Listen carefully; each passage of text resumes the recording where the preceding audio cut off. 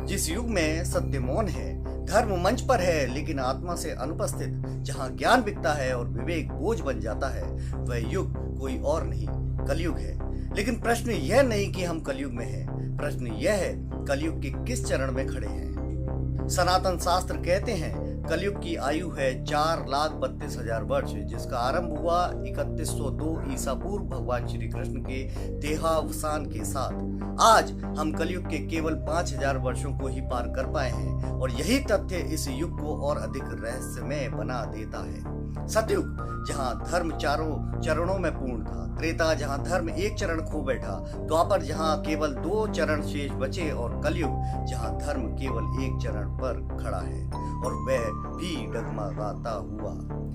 लेकिन शास्त्र कहते हैं कलयुग भी एक समान नहीं चलता। कलयुग का पहला चरण, जिसे पुराण संक्रमण काल कहते हैं, इस काल में रामायण महाभारत केवल ग्रंथ नहीं थे, वे जीवन का मार्ग थे। संत समाज को दिशा देते थे और सत्ता में भय नहीं संकोच होता था। शास्त्रों के अनुसार हम लगभग इस पहले चरण के अंत में हैं। अब आरंभ होता है कलयुग का दूसरा चरण, जहां अधर्म चुपचाप नहीं व्यवस्था बनकर फैलता है।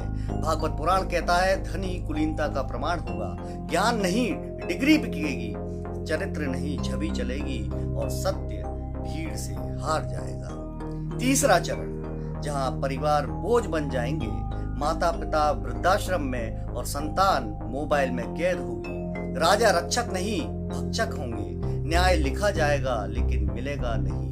मानव की आयु घटेगी पर लालच बढ़ेगा। और अंत में आता है कलयुग का सबसे भयावह चरण, जहां धर्म केवल शब्द होगा और मानव मानव नहीं रहेगा। विष्णु पुराण कहता है तब पृथ्वी स्वयं मुक्ति की प्रार्थना करेगी। यही वह समय होगा जब अवतार की आवश्यकता पड़ेगी। लेकिन सनातन एक आश्वासन भी देता है, कलो हरि कीर्तनाथ। कलयुग में नाम स्मरण ही सबसे बड़ा यज्ञ है, सदाचार ही सबसे बड़ा शस्त्र है। प्रश्न यह नहीं कि कलयुग कितना भयानक है, प्रश्न यह है आप इस युग में कौन सा धर्म चुनते हैं।